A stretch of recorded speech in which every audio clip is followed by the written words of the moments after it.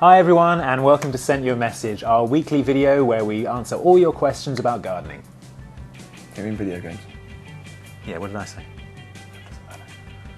Anyway, our first question this week is from Mean Green Bean 31, and they want to know, when is Joyride out? Yeah, this is Joyride, the free-to-download avatar racing game that was announced at E3. Now, the release date is still to be determined. It's currently listed as winter 2009, so we can assume that means around December. We got an interview with the producer at E3, but we can actually tell you a little bit more about the game now. As you can see from the footage, Joyride puts your avatar behind the wheel of a vehicle, so for once you can actually be the star of the show. You can actually trick them out with more styles and animations so that you're going to stand out from the other players, just in case there's anyone with the same outfits as you. And the game universe will continue to evolve beyond the free content, so you'll see new PDLC, including new stunt parks, tracks, cars, car upgrades, avatar clothing, animations, and new events. Right, next up, LMS Driver wants to know how you can find out what the secret achievements are on games. Well, far be it from us to say use an internet search engine. Like Microsoft's Bing? Yes, like Microsoft's Bing. But in this case, that's probably going to be your best bet. Yeah, sites like Xbox360achievements.org actually list all the achievements for particular games, but it is worth bearing in mind that secret achievement in games are generally secret for a reason. They tend to relate to story-related achievements in games, so just bear in mind that you might end up spoiling something for yourself if you go online and find out what they are. XXDE... Deathstroke. Deathstroke asks if we're going to need to pay for the upcoming Sky Player on Xbox Live. Well, the Sky Player will be free if you have an Xbox Live Gold account and you have a Sky subscription. Also, you won't need a dish installed to be able to use the Sky Player. It'll stream through your Xbox 360.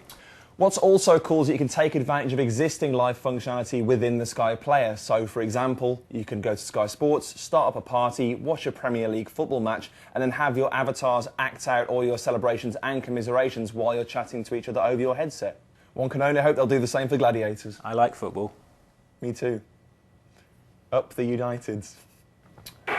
Sinister Raw 21 wants to know if any new game modes or features have been added to Assassin's Creed 2. Now, sadly, I don't have the answer to that question, but then I didn't go and visit Ubisoft in Montreal. Did I, Andy?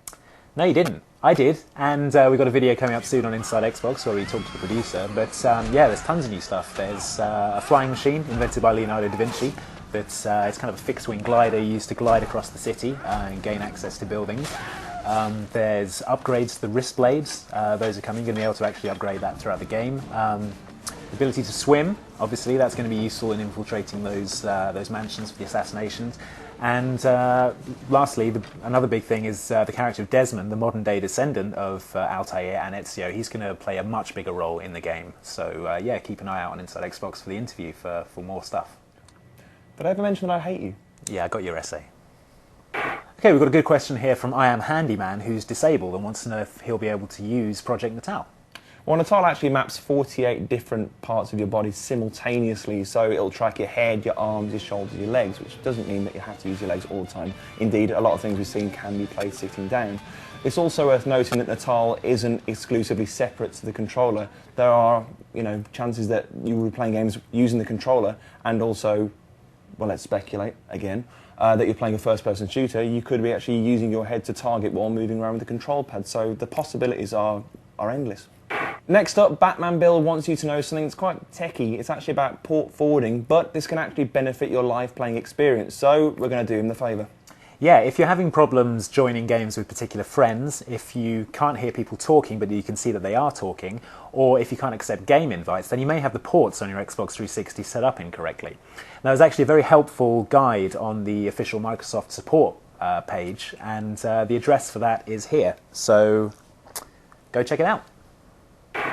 Okay, true to his name, Hermit doesn't like going out and meeting people. He likes staying in and watching episodes of The Guild, and he wants to know when a new episode's coming to Xbox Live. Well, for those of you who don't know what The Guild is, it's about a group of mamorpagering people, and it's available on Xbox Live Video Marketplace, and very funny it is too. Now, the good news is that Microsoft has actually signed up the production company for a third series, and that's actually started production this month. We have Land to Slaughter, who wants to know if there's going to be any more downloadable content for Left 4 Dead. Well, yeah, this is something that a lot of people have been asking since the announcement of Left 4 Dead 2 at E3, does that mean it's it for Left 4 Dead 1? Well, we talked to Valve's Chet Falizek at E3, interview coming up again, keep plugging those ones, and he confirmed that they are definitely going to still keep working on DLC for the original Left 4 Dead, and that's definitely going to include new campaigns. It seems that Valve's plan is to keep the two games running side by side, releasing DLC for each one so that people can choose the one that they like, and then just stick with it. So I guess we'll find out how that works when Left 4 Dead 2 is released on the 17th of November. And our final question is, are we ever going to set up a Sentuamessage Twitter account? Well, the good news is that we have done.